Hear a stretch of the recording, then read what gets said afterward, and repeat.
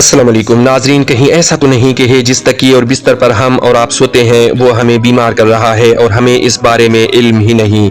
एक स्टडी के मुताबिक बज़ाहिर साफ सुथरा दिखने वाले तकिए में टॉयलेट सीट से 17,000 गुना ज्यादा जरासीम हो सकते हैं। और मुश्किल तो ये है कि ये जरासीम इतने बारीक और छोटे होते हैं कि हमें नज़र भी नहीं आते, बस खामोशी से हमें नुकसान पहुंचाते चले जाते हैं। लेकिन हर मसले की तरह इसका भी हल मौजूद है।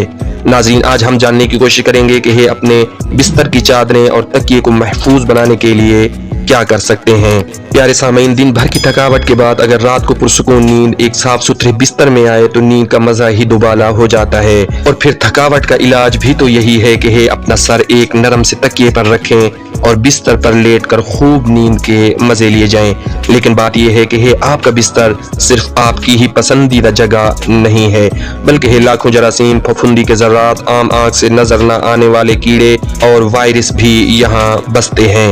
और बाज़ औक़ात इन्हें यहाँ पर पनपने के लिए बेहतरीन माहौल भी मुयस्सर होता है। यानी आपके बिस्तर पर आपके साथ साथ आपके जिस्म की गर्माइश, पसीना, स्किन की डेड सेल्स और खाने पीने के छोटे छोटे ज़र्रात भी मौजूद होते हैं, जिनकी वजह से जरासीम को अपनी नस्ल बढ़ाने का मौका मिलता है।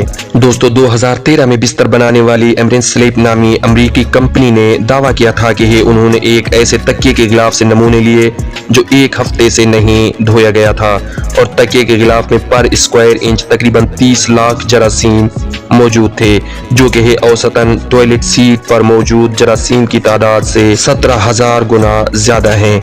डस्ट माइंड यानी घर में मौजूद धूल मट्टी में पाए जाने वाले छोटे छोटे कीड़ों की मिसाल ही ले लें कि एक रिपोर्ट के मुताबिक हर रोज हमारी जिल्द से 50 करोड़ के लगभग डेड सेल्स झड़ते हैं और यही डेड सेल्स डस्ट माइंड के लिए खुराक का एक बड़ा जरिया बनते हैं। बदकिस्मती से आम आंखों से नजर न आने वाले इन माइंस और इनकी इकसाम से निकलने वाली रतूबतों की वजह से आपको एलर्जी, एक्जिमा जैसी जिल्द की बीमारियों के साथ दमा भी हो सकता है। हमारे बिस्तर और फोम के गद्दों के साथ साथ बिस्तर पर बिछने वाली चादरें भी जरासीम की पसंदीदा पनाहगाहों में से एक हो सकती हैं। बरतानिया के मैनचेस्टर यूनिवर्सिटी में इन्फेक्शन के जरिए फैलने वाली बीमारियों और आलमी सेहत के प्रोफेसर डेविड डाइनिंग ने इस मौजू पर एक रिसर्च की है।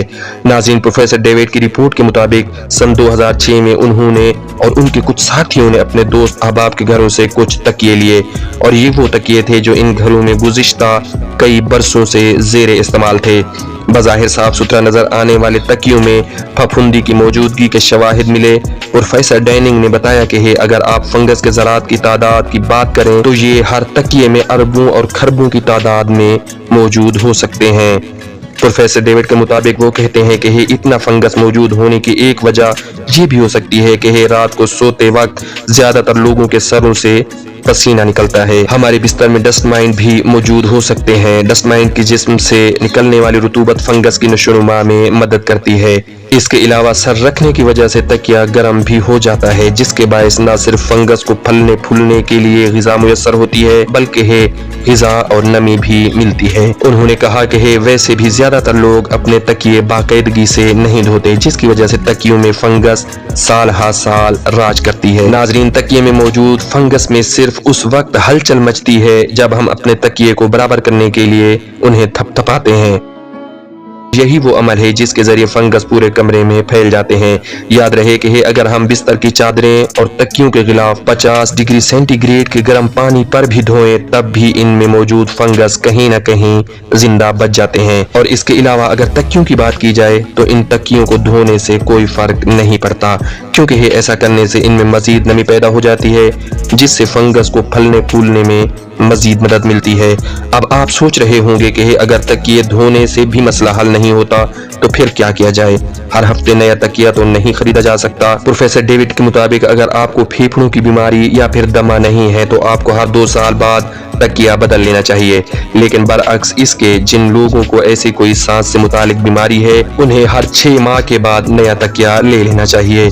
बिस्तर की चादर कितनी मुद्दत बाद बदलनी चाहिए, ये भी एक अहम सवाल है।